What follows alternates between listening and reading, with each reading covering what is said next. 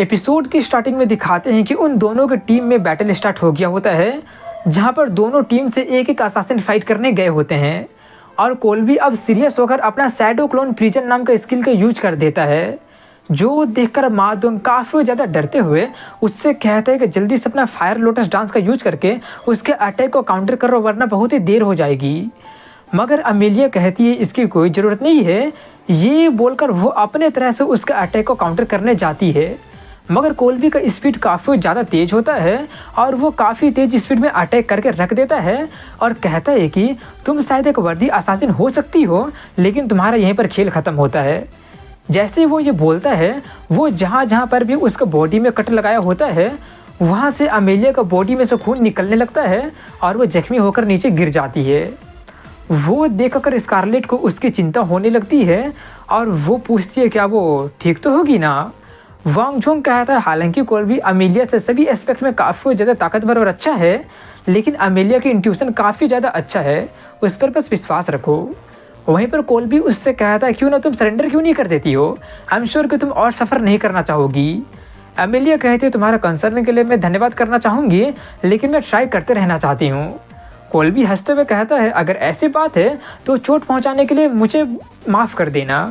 ये बोलकर वो फिर से अपने शैडो क्लोन वाले स्किल का यूज कर देता है, मगर तभी अचानक अमेलिया भी उसका तरफ झपट्टा मार देती है और उसके गले पर अपना चाकू रख देती है और कहती है कि जब आप अपना पहला मूव को स्टार्ट किए थे तब कुछ सेकंड के लिए आप अपने आप को अनगार्डेड छोड़ दिए थे और एक असासिन होने के नाते आपको एक ही मूव को बार बार यूज करने से बचना चाहिए।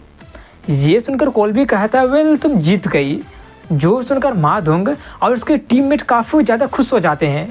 वहीं पर कोल्बी जाते हुए कहता है ज़्यादा देर नहीं होगा और तुम मुझको भी सरपास कर दोगी, अगर वक्त मिलता है तो हमें एक बार और डुएल करना चाहिए। वहीं पर उसको हारता देखकर उसके टीम के बंदे काफ़ी ज़्यादा भड़क गया होता है और वह प्लेयर टेरेंस नाम के बंदे को भेजता है। वांग उससे फाइट करने के लिए बेलन को भेज देता है। अपना नाम सुनकर बेलन थोड़ा सा चौंक जाता है और नर्वस होते हुए पूछता है क्या मैं ये कर सकता हूँ। वेल मैं अपना बेस्ट ट्राई करने की कोशिश तो करूँगा। ये बोलकर वो उसी तरह से नर्वस होते हुए स्टेज पर चला जाता है, जहाँ पर वो काफ़ी ज़्यादा नर्वसनेस का कारण कांपने लगा होता है। उसका वैसा हालत देखकर टेरेंस कहता है कि तुम न्यूबी लग रहे हो, इसलिए चलो मैं तुमको हैंडीकैप्ड देता हूँ, तुम मुझ पर एक बार अटैक कर सकते हो और मैं फाइट बैक नहीं करूँगा, बोलो क्या कहते हो। ये सुनकर बेलन वोंग से पूछता है, वोंग इसको एक्सेप्ट करने के लिए कह देता है।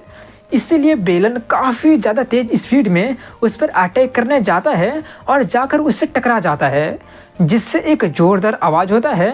मगर पता चलता है कि बेलन ये काफ़ी दूर फेंका गया होता है, जिससे वो स्टेज पर से नीचे फेंका जाता है और टेरेंस काफ़ी आसानी से जीत जाता है, जो देखकर सभी लोग हंसने लगे होते हैं कि वो तो सच में काफ़ी जल्दी गया, काफ़ी जल्दी वापस आ भी गया। ओल्ड बुल क्लब का वो बंदा तो सच में काफ़ी आसानी से हार गया। ये बोलकर सब लोग हंस रहे होते हैं। वहीं पर वो देखकर वाइस प्रेसिडेंट लू झांतियन काफ़ी ज़्यादा हंसते हुए कह रहा होता है कि टेरेंस अपना बॉडी को स्टील जितना मजबूत बना सकता है, उस पर हेड ऑन अटैक करने का मतलब तो सुसाइड है।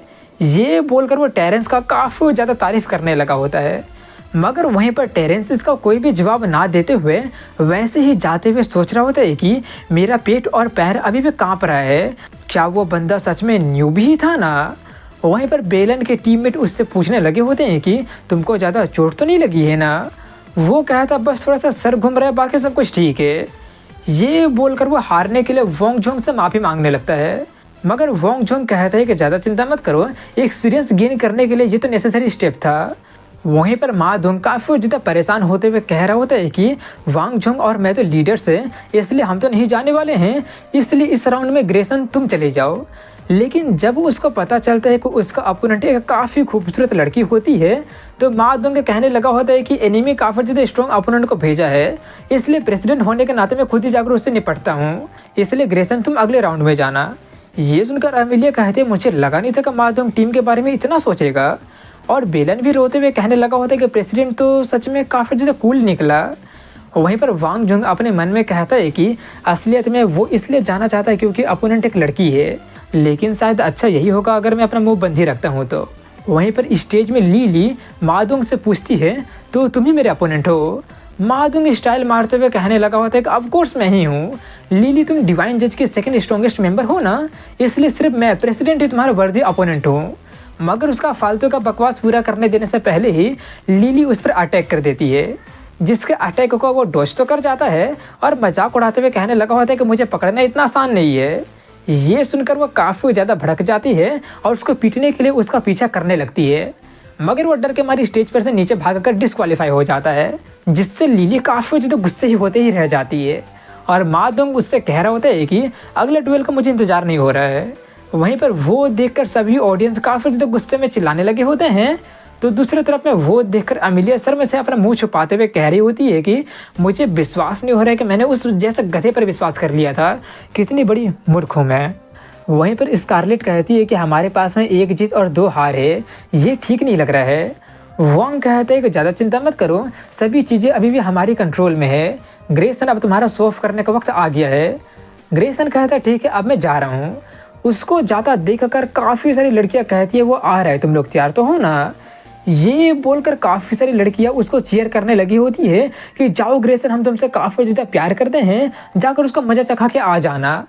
अचानक उतना ज़्यादा हल्ला होते देखकर मादुंग काफ़ी ज़्यादा शॉक्ड होते हुए कहता है कि वो लोग तो सच में एक्चुअली में उसका एक फ़ैन क्लब बना लिए हैं। बेलन कहा था मैंने सुना है कि ग्रेसन कॉलेज को एक लाइब्रेरी डोनेट किया है, ये तो सच में काफ़ी ज़्यादा अमेजिंग निकला।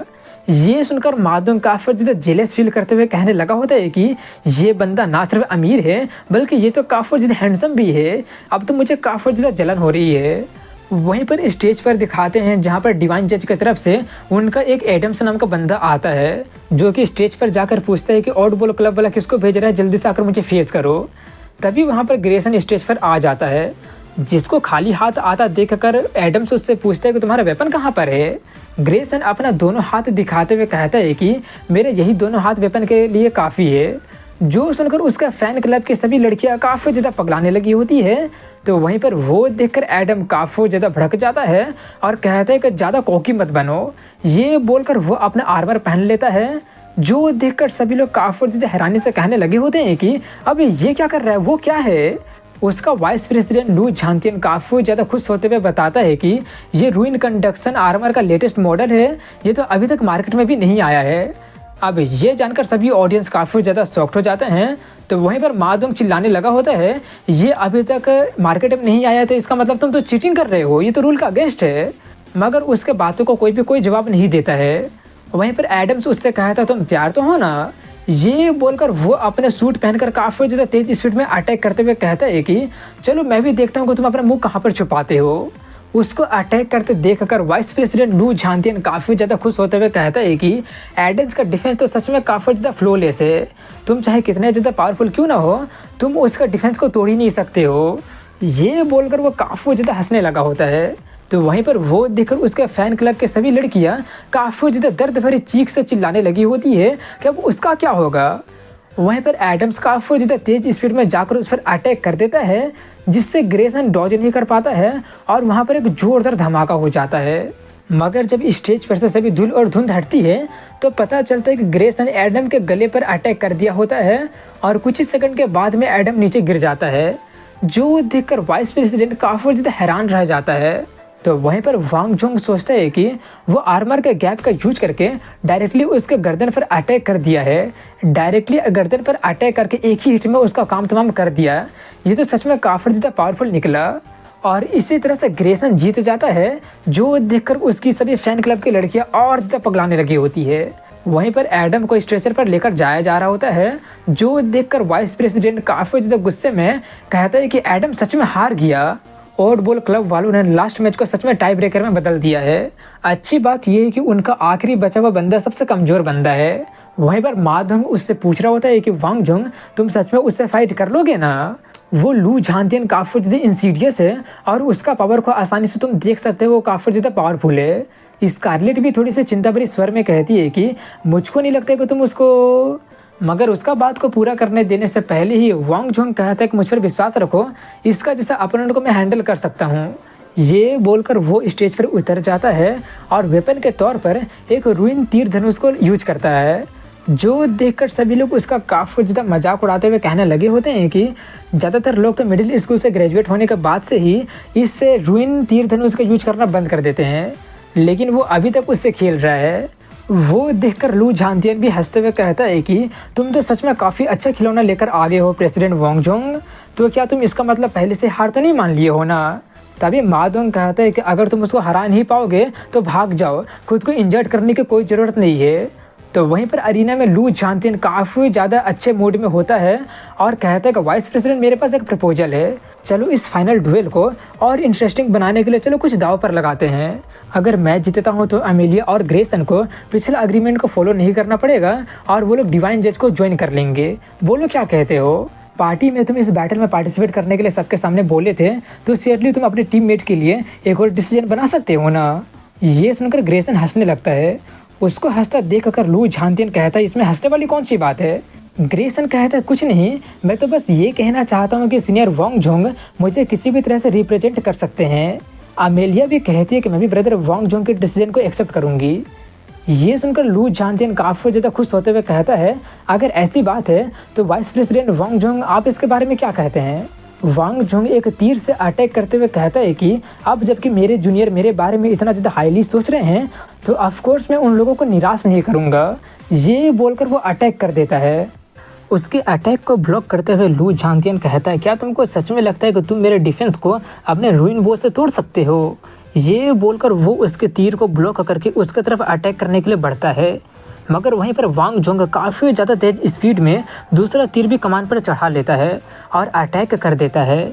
इसी तेज़ी के साथ में वो 2, 3, 4, 5 ऐसे ही करते करते काफ़ी सारे तीरों से अटैक कर देता है। अचानक उतने सारे तीरों को देखकर उसका अपोनेंट थोड़ा सा हैरान रह जाता है और मौके पर रिएक्ट कर ही नहीं पाता है, जिसके कारण वो उसके अटैक को संभाल नहीं पाता है और हार जाता है। जो देखकर उसके सभी टीममेट काफ़ी ज़्यादा खुशी से नाचने लगे होते हैं। अब इसी के साथ में अगले समय प्रिंसिपल ऑफिस को दिखाया जाता है जहाँ पर सिस्टर ग्रेस भी होती है। जो लोग उनका बैटल का फुटेज को देख रहे होते हैं और ग्रेस उनका काफ़ी ज़्यादा तारीफ़ कर रही होती है। प्रिंसिपल कहता है कि हम तुम्हारे ट्रेनिंग कैंप पर काउंट कर रहे हैं और उन लोगों का असली बैटल से इंट्रोड्यूस करने के लिए भी हम इंतजार कर रहे हैं, क्योंकि तुम ही थी जिसने तियानजिन कॉलेज को क्वार्टर फाइनल में लेकर गई थी। ग्रेस कहती है हाँ मैं उनको ट्रेन करने में अपना बेस्ट दूंगी, और हाँ ये वीडियो देखने के बाद में ये बंदा मेरे दिमाग से निकल ही नहीं रहा है। प्रिंसिपल कहता है कि इस लड़के का नाम वांग जोंग है जो कि पिछले साल कमांड डिवीजन में स्पेशली एडमिट हुआ था। उसके पास में काफ़ी स्ट्रॉन्ग थियोरेटिकल नॉलेज है और उसके पास में काफ़ी सारे क्रिएटिव आइडियाज़ भी है, लेकिन अनफॉर्चुनेटली उसका सोल पावर बहुत ही ज़्यादा कम है, इसलिए वो कमांड डिवीज़न की हमेशा बॉटम में ही रहा है अभी तक। मुझे कभी लगा नहीं था कि वो एरो को ऐसा चेन के जैसा करके अटैक कर देगा। शायद अपने कमज़ोर सोल पावर को कंपनसेट करने के लिए उसने अपने स्किल और फिजिकल एबिलिटी पर काफ़ी ज़्यादा काम किया है। ग्रेस कहती है कि हाँ आजकल काफ़ी कम ही लोग ऐसे हैं जिनके पास में इतना स्ट्रॉन्ग फाउंडेशन होता है। अगर वो अपने कमज़ोर सोल पावर के कारण इस ट्रेनिंग कैंप से डिस्क्वालीफाई हो जाता तो मैं स्पेशल स्पोर्ट डायरेक्टली उसी को देना चाहती। प्रिंसिपल हंसते हुए कहता है उसकी कोई ज़रूरत नहीं है, क्योंकि ये दोनों क्लब तुम्हारे ट्रेनिंग कैंप की स्पोर्ट के लिए ही फाइट कर रहे थे। उसके पास ऑलरेडी एक स्पोर्ट आ गया है और स्कारलेट तो उसको अपना क्लब भी ज्वाइन करवाने की कोशिश कर रही है। ये बच्चा तो सच में काफ़ी ज़्यादा पॉपुलर लग रहा है। अब इसी के साथ में कुछ दिन बाद का सीन दिखाया जाता है जहाँ पर वो चारों अम्यूजमेंट पार्क गए होते हैं, जहाँ पर मा दोंग वांग जोंग से पता नहीं क्या कुछ रिक्वेस्ट कर रहा होता है, जो जानकर वांग जोंग थोड़ा सा हैरान रह जाता है। लेकिन तभी वहाँ पर वो दोनों लड़कियाँ आ जाती है, जहाँ पर मीरामी थोड़ी सी नर्वस होते हुए पूछती है कि क्या तुम दोनों कैसे हो, काफ़ी देर से इंतज़ार तो नहीं कर रहे थे ना। स्कारलेट उनको जीत के लिए बधाई देती है और कहती है कि देखो हम दोनों कितना मेहनत किए हैं इतना अच्छे से तैयार होने के लिए, हमने ये मेक श्योर किया है कि हम इस सेलिब्रेशन के लिए सही ड्रेस पहने। मीरामी अभी भी थोड़ी सी नर्वस होते हुए कहती है कि मैं कॉन्टैक्ट लेस में थोड़ी सी अजीब तो नहीं लग रही हूँ ना। मगर वहीं पर मा दोंग काफ़ी ज़्यादा खुश होते हुए कहता बिल्कुल भी नहीं, तुम तो हमेशा खूबसूरत लगती थी और कॉन्टैक्ट लेस में तो तुम और भी ज़्यादा खूबसूरत लग रही हो। अब इसके बाद में वो लोग अम्यूजमेंट पार्क में घूमने लगे होते हैं, जहाँ पर वो लोग हॉरर हाउस में जाते हैं, फ़ोटोज़ खिंचवाते हैं, काफ़ी ज़्यादा मज़े करते हैं और शाम तक वो लोग फेरिस व्हील में बैठे होते हैं। जहाँ पर मीरामी कहती है कि मा दोंग पार्टी में तुम मुझसे माफ़ी मांगे थे ना, एक्चुअली में मुझे तुमसे माफ़ी मांगना चाहिए था, क्योंकि स्टूडेंट काउंसिल के मेंबर होने के नाते मुझे तुम लोगों का अनबाइस्ड होकर जज करना चाहिए था। ये काफ़ी ज़्यादा ऑब्वियस सी बात थी कि तुम लोग अपने इस क्लब को क्रिएट करने के लिए काफ़ी ज़्यादा मेहनत कर रहे थे, लेकिन उस वक्त मुझे लगा था कि तुम लोग सिर्फ ऐसे वक्त बर्बाद कर रहे हो, इसलिए मुझे बस माफ़ कर देना। मादोंग कहा था कि सीनियर, तुम गेम में हमें चीयर करने के लिए आई थी ना, और आज हमारा जीत भी सेलिब्रेट करने के लिए आई हो। मुझे लगता है कि तुम काफ़ी ज़्यादा फैंटेस्टिक पर्सन हो। हमारे कॉलेज को तुम्हारे बारे में कुछ गलतफहमी हो गया है। मैं तुमको बहुत ही ज़्यादा पसंद करता हूँ, प्लीज़ मुझे डेट करो। अचानक उसका लव कन्फेशन सुनकर मिरामी काफ़ी ज़्यादा ब्लश करने लगती है और कहती है, मुझे इसके बारे में थोड़ा सा सोचने दो। ये सुनकर मादोंग काफ़ी ज़्यादा खुशी से चिल्लाने लगा होता है कि तुम सोच रही हो, इसका मतलब मेरे पास चांस है ना। वहीं पर दूसरे बोगी में उसका आवाज़ को सुनकर स्कारलेट हंसते हुए कहती है कि लगता है कि मादोंग अपना लव कन्फेस कर ही दिया है। ये ग्रेट होगा अगर वो इसको एक्सेप्ट कर लेती है तो। जब वो मुझसे कहा था कि वो कन्फेस करने वाला है तो मैं तो काफ़ी ज़्यादा शॉक्ड हो गई थी। वो तो तुमको भी यहाँ पर घसीट कर लेकर आ गया है, लेकिन लगता है कि वो सच में काफ़ी ज़्यादा सीरियस था। वांग झोंग कहता है, मुझे लगता है कि वो सिर्फ उसके ब्यूटी पर फिदा हो गया है। बाय द वे, हम लोग ट्रेनिंग कैंप पर जा रहे हैं ना, इसलिए अपना ख्याल रखना मत भूलना। स्कारलेट कहते हैं, हाँ मैं अपना ख्याल रखूँगी, तुम भी अपना ख्याल रखना और हम लोग अपना बेस्ट करेंगे। अब इसके बाद में कुछ टाइम बाद का सीन दिखाया जाता है जहाँ पर गैरुलस किंग ओपी में किसी से फाइट कर रहा होता है, जहाँ पर वो अपने अपोनेंट को वेब मोशन पंच नाम का पंच का यूज करके हरा देता है। जो देखकर सभी ऑडियंस काफ़ी ज़्यादा शॉक्ड होते हुए बातें करने लगे होते हैं कि क्या वो लेजेंडरी वेब मोशन पंच था। अब इसी के साथ में एक सप्ताह बाद का सीन दिखाया जाता है जहाँ पर वांग झोंग ओपी में ऑनलाइन आते हुए सोचता है कि उस हेवी आर्मर बंदे को हराए हुए मुझे एक सप्ताह हो गया है, पता नहीं इस बार किस अपोनेंट से मैं मिलने वाला हूँ। मगर तभी एक अर्जेंट मैसेज उसको आता है और वो एक चैलेंज नोटिफिकेशन होता है जिसको कि वो एक्सेप्ट कर लेता है। दूसरी तरफ में काओपेरा कॉलेज के उस बंदे को दिखाते हैं जो कि वांग झोंग को चैलेंज भेजा होता है। अपना चैलेंज एक्सेप्ट होते देखकर वो बंदा काफ़ी ज़्यादा खुशी से नाचते हुए कहने लगा होता है कि फाइनली अब मैं खुद को रिडीम कर पाऊँगा। उसका एक दोस्त आकर पूछता है कि तुम इतना ज़्यादा नाच क्यों रहे हो। वो कहता है कि मैंने गैरुलस किंग को चैलेंज भेजा था और उसने एक्सेप्ट कर लिया है, इस बार मैं उसको अपना मेन अकाउंट से हराऊंगा। उसका दोस्त कहता है, तुम तो हीरो रैंक में हो ना, तो क्या एक कैनन फोडर वाले को चैलेंज करना ज़रूरी है। वो बंदा काफ़ी ज़्यादा एक्साइटेड होते हुए कहता है कि जब कैप्टन लोरा उसको जुआन को हराते हुए देखी थी तब वो कही थी कि अगर मैं उसको हरा दूंगा तो वो मेरे साथ डेट पर जाएगी। अब ये सुनकर तो वो दूसरा बंदा भी काफ़ी ज़्यादा शॉक्ड रह जाता है। मगर तभी वहाँ पर कैप्टन आते हुए कहती है कि ये सिर्फ आधा स्टोरी है, मैं ये भी कही थी कि अगर तुम उसको हरा दोगे तो मैं एक दिन के लिए तुम्हारे साथ डेट पर जाऊंगी, लेकिन अगर तुम खुद ही हार जाते हो तो तुमको मेरे लिटिल बियर के साथ में एक सप्ताह तक खेलना पड़ेगा। वो लिटिल बियर उसका डायमेंशनल इन्फर्नो बियर होता है जिसको देखकर उन दोनों का हालत थोड़ा सा ख़राब हो जाता है क्योंकि वो बियर काफ़ी ज़्यादा खतरनाक लग रहा होता है और वो जल्दी से वहाँ से भाग कर जाते हुए कहता है कि मैं उसको और इंतज़ार नहीं करवा सकता हूँ। ये बोलकर वो ओपी में एंटर कर जाता है, जिसको देखकर सभी ऑडियंस बातें करने लगे होते हैं कि ये तो बेस्ट स्ट्राइकर आनलोर है ना, ये तो हीरो रैंक में है, तो आखिर ये इसके साथ कैसे मैच हो गया। क्या तुमको नहीं पता है, अगर तुम चाहो तो तुम अपने अपोनेंट को भी खुद ही चुन सकते हो। इसी तरह की बातें सभी लोग कमेंट कर रहे होते हैं। वहीं पर गैरुलस किंग को दिखाते हैं जिसको कि रैंडम वेपन के तौर पर डुअल रूइन गन से मिलता है, जो देखकर सभी लोग उसके प्रति थोड़ा सा दया दिखाने लगे होते हैं।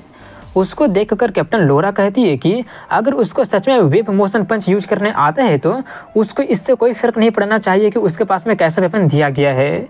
ये बोलकर वो सोचती है कि हालांकि मेरे टीममेट के पास में बरसरकर होने का रेपुटेशन है, लेकिन इसका ये मतलब नहीं कि वो बेवकूफ़ है। वहीं पर आनलोर उससे कहता है कि गैरुलस किंग मेरा तुमसे कोई दुश्मनी नहीं है, लेकिन आज तुमको हराने के लिए मेरे पास अपने खुद का एक दूसरा मोटिवेशन है, इसलिए चुपचाप मुझे तुम्हें हराने दो। ये बोलकर वो खुद को डिफेंड करते हुए आगे बढ़ता है, जो देखकर उसका दोस्त कहता है कि वो शुरुआत से ही अपने अपोनेंट के लिए जरा सा भी ओपनिंग छोड़ ही नहीं रहा है। कैप्टन कहती है वेल वो एक स्पेशल ट्रेनिंग जो किया है। वहीं पर उसको आगे बढ़ते देखकर गैरुलस किंग अटैक करते हुए सोचता है कि ये बंदा एक हीरो रैंक का फाइटर है, मेरा टेस्ट कंट्रोल करने के लिए ये काफ़ी अच्छा चांस है। ये सोचकर वो अपने बंदूकों से उस पर शूट करने लगता है, मगर आनलोर उसके सभी बुलेट को अपने कुल्हाड़ी से ब्लॉक करते हुए कहता है कि इसका कोई फ़ायदा नहीं होने वाला है, तुमको चुपचाप हार मान लेना चाहिए, आखिर तुम भाग क्यों नहीं रहे हो। वो भागता नहीं है बल्कि उसके अटैक को डॉज करता है और उसके हाथों पर शूट कर देता है, लेकिन उसका कोई फ़ायदा नहीं होता है और वो उसको एक लात मार के फेंक देता है। मगर गैरुलस किंग अभी भी उसको शूट करना जारी रखता है, जिससे उसको अपोनेंट को जरा सा भी खरोच नहीं आ रहा होता है और वो उसका काफ़ी ज़्यादा मजाक उड़ा रहा होता है, जो देखकर कुछ लोग कहते हैं कि गैरुलस किंग के पास में तो सिर्फ 50 गैरोसस का ही पावर है, इसलिए मुझे तो लगता है कि उसके बुलेट से आनलोर को सिर्फ कुछ थोड़ा बहुत गुदगुदी ही हो रहा होगा। लेकिन तभी वहाँ पर एक लड़की आते हुए कहती है कि तुम लोगों के पास में तो सच में नैरो फील्ड ऑफ विजन है, क्या तुम लोग ये नहीं देख पा रहे हो कि गैरुलस किंग अपने ओपोनेंट को सिर्फ टेस्ट ही कर रहा है। ये लड़की इन्फर्नो सिटी की चार्मी होती है, जो कि एक एलीट फाइटर होती है। वो लोरा को देखकर टोंट मारते हुए कहती है कि तुम इन पर्सन खुद ही चलकर यहाँ पर इस फाइट को देखने आ गई हो, क्या तुमको तुम्हारे टीममेट पर भरोसा नहीं है। ये सुनकर सभी लोग कैप्टन लोरा को देखकर थोड़ा सा हैरानी से कहने लगे होते हैं कि मैं मैच में इतना ज़्यादा फोकस हो गया था कि मैं तो काओपेरा कॉलेज के कैप्टन को भी नोटिस नहीं कर पाया था, लगा नहीं था कि दोनों क्वीन को हम एक साथ देख पाएंगे। ये बोलकर वो लोग सोचते हैं कि मैच देखने आना तो सच में वर्थ इट निकला। वहीं पर लोरा कहती है कि अब ये मत कहना कि तुम यहाँ पर सिर्फ मेरा मजाक उड़ाने आई हो। चार्मी हंसते हुए कहते बिल्कुल भी नहीं, वीआईपी रूम एक लौता ऐसा जगह है जहाँ से लाइव मैच को सभी डायरेक्शन और एंगल से देख सकती हो तुम। मैं यहाँ पर गैरुलस किंग को क्लोजली ऑब्जर्व करने आई हूँ, उसका लास्ट बैटल से तो मैं उसके फैन ही बन गई हूँ। लोरा कहती है क्या ऐसी बात है, लेकिन हमारा आनलोर भी आसानी से हारने वाला नहीं है। चार्मी उसको टोंट मारते हुए कहती है अगर ऐसी बात है तो मैं भी देख लेती हूँ। वहीं पर बैटल में दिखाते हैं जहाँ पर आनलोर थोड़ा सा गुस्सा होते हुए कहते हैं कि तुम बार बार मेरे अटैक को डॉज करके तुम मुझे बहुत ही ज़्यादा गुस्सा दिला दिए हो, इसलिए अब मेरा अल्टीमेट एबिलिटी को टेस्ट करो। ये बोलकर वो अपना बर्सर्कर एबिलिटी को एक्टिवेट कर देता है और इसी के साथ में यहीं पर इस एपिसोड की एंडिंग हो जाती है। तो दोस्तों कैसा लगा यह वीडियो कमेंट सेक्शन में जरूर बताइएगा। मिलता हूँ अगले वीडियो में, तब तक के लिए हैव अ गुड डे।